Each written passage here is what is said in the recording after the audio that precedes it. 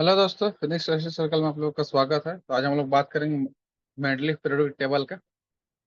ठीक है। इससे पहले जो है दो पीरियोडिक टेबल डबर्नियर और न्यूलैंड का पीरियोडिक टेबल का बात किया आ चुका है।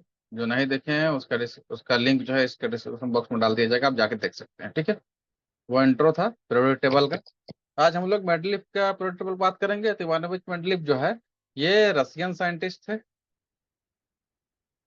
ठीक है। और इनका जो है ये 1872 में है, इनका पीरियोडिक टेबल जो है वो जनरल में, साइंस जनरल में जो है प्रकाशित हुआ था। ठीक है। तो इन्होंने जितना भी एलिमेंट उस वक्त था लगभग जो है 63 एलिमेंट था, उसके लिए एक पीरियोडिक टेबल बनाया।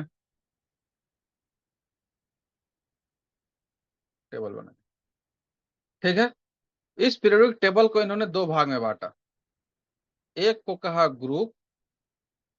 अब ग्रुप का किसे कहा? वर्टिकल लाइन को। वर्टिकल लाइन था उसको ग्रुप कहा, और इसको 8 भाग में बांटा। आठ आठ 8 ग्रुप में इसको बांटा, 8 भाग में। और 8 में से हर को दो भाग में बांटा, ए और बी करके। और उसके बाद एक जो है, जो वर्टिकल हॉरिजेंटल लाइन था उसको पीरियड कहा। ठीक है। जैसे देख लीजिए कैसे बांटा। 1 2 3 4 5 6 7 8। एक और कर दो तब 9 हो जाएगा। ठीक है। देखो, 1 2 3 4 5 6 7 8। ये 8 ग्रुप हो गया। ऐसे बांट दिए ये 8 ग्रुप। और ये इसी को कहे ये वर्टिकल लाइन हो गया। और ये जो अभी खींच रहे हैं ये हॉरिजेंटल लाइन हो गया, ये हो गया पीरियड। तो ये था 7। तो 1 2 3 4 5 6 7 ऐसे करके 7 पीरियड में डाल दिया। अब ये जो पहला ग्रुप था ये ए और बी में था, ये भी ए और बी में था, ये भी ए और बी में था। इस तरह से इन्होंने बांटा। ये समझ में आ गया?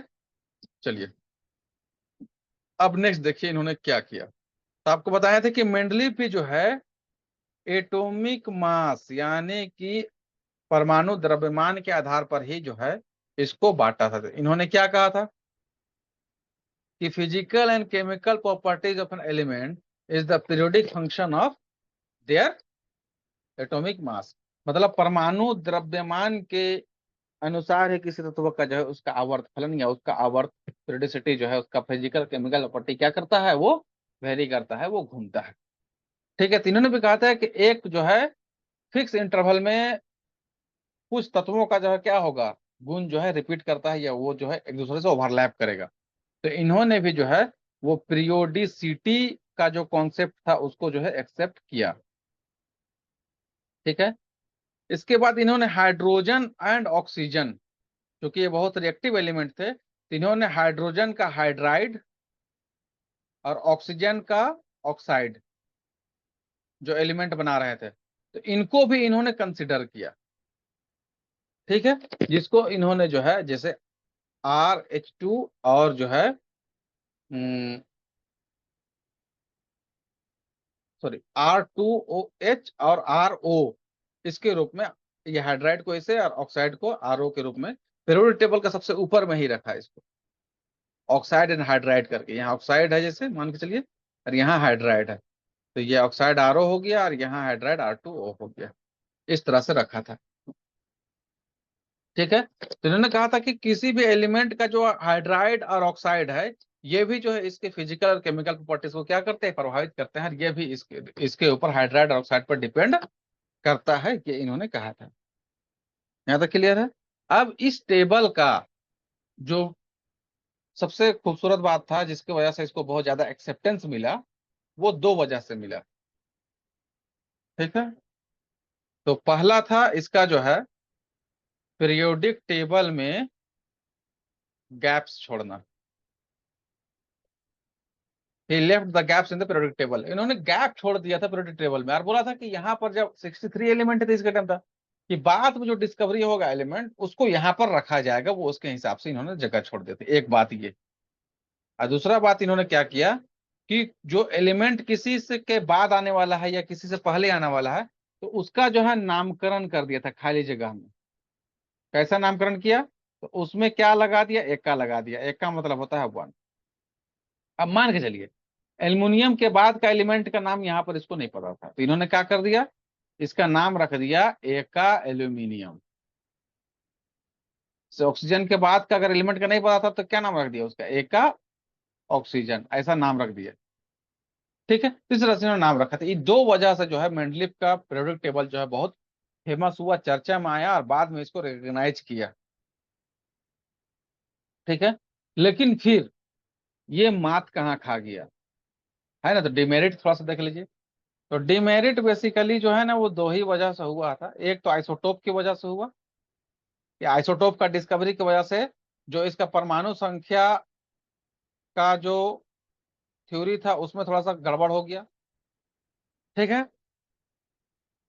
कि परमाणु संख्या के हिसाब से फिर बैठे मैंने उसको जब सजाने लगे, ऑर्गेनाइज करने लगे, तो वो नहीं हो पा रहा था। और दूसरा हाइड्रोजन का जो प्लेस था, हाइड्रोजन का प्लेस वो फिक्स नहीं किया था इन्होंने। ठीक है, उसके अलावा कुछ बात जैसे था कि एनोमेलस पेयर शो करता था, एनोमेलस पेयर।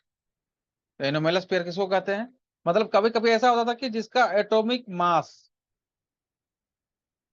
ज्यादा है वो पहले आ गया एटॉमिक मास कम वाले एलिमेंट से। जैसे मान के चलो कोबाल्ट और निकेल को रखा था इन्होंने, तो कोबाल्ट पहले आ गया और निकेल बाद में, तो इसका एटॉमिक मास जो है निकेल से क्या है, ज्यादा है। तो ये जो है इस तरह का कुछ एनोमेलस पेयर आ गया।